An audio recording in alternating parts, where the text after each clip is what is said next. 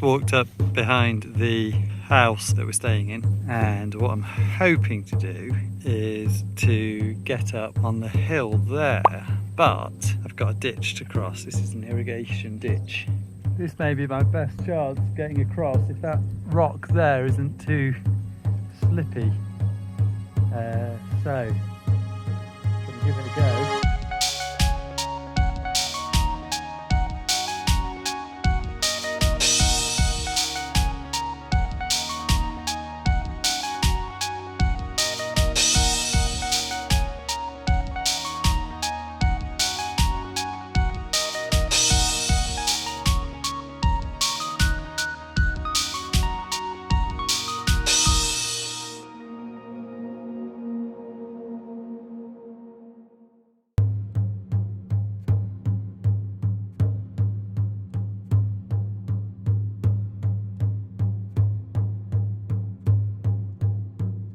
At this point I've crossed the ditch, so and I don't think there are any more fences until I hit the top of the hill.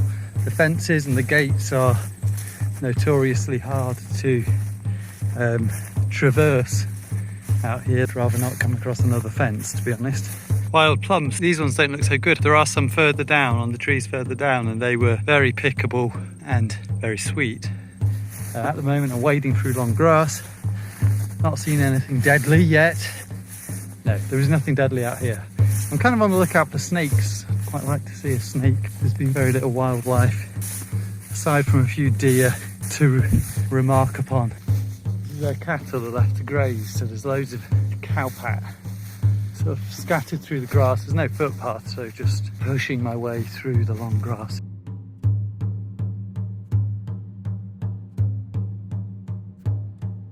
Here I am at I think probably the highest point that we can see from Caris's house, which, as you can see, there's plenty more to go, but this is my stopping point. I've got some great views here. This is the valley that leads down into Caris's home. You can see it's verdant at the bottom. If there was a path that sort of cut under those trees, that'd be quite nice, but it's mostly sort of cow trails and very, very thick bush in there, so you kind of got to go around that stuff.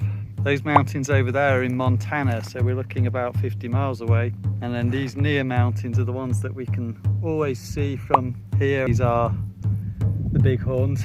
And I think a lot of this is still all Betsy's land. I think Betsy is the lady whose property we're staying on, her acres.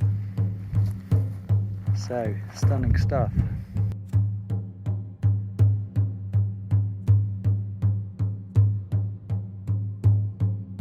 Dead hot here. It's sort of mid-30s. There's very little tree cover, so it's great when you're moving, but when you start stopping, it starts to wear you out. This is one of the fences out here. Just sort of come down the left-hand side of the valley. You can see these are quite different from English farmland gates. The idea is you got this bit of barbed wire here that's slung over the top of the fairly rough-hewn gate post and meant to pull that over the top. This one's actually relatively easy, although I'm not going to tackle it. I've got my weedy English arms as opposed to my big, strong cowboy arms, but this is what we're dealing with. Fortunately, I've not had to get over or through one of these, and I won't do now because I'm heading home and I know where there's a gap in the fence. So I'll start to make my way back down. I don't know if you can see it here, but there's a good old drop here down to the ditch, roughing it all the way home.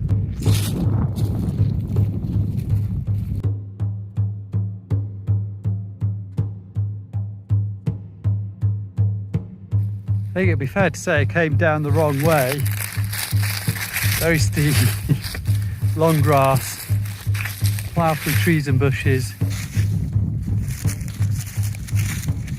right up to my head.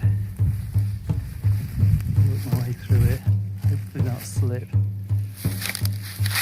I've still got a way to go before I get down to the bottom. Managed to get my way back to the ditch. Not seen that many wild animals, but then all these animals and all these ranchers have got an awful lot more sense than I have. They've all found the shade. Here's me walking around in the 30+ degree heat, sweating like a rodeo horse. This is what ends up happening to you if you're out here for too long. Probably, unless there's already done it, so. Nope.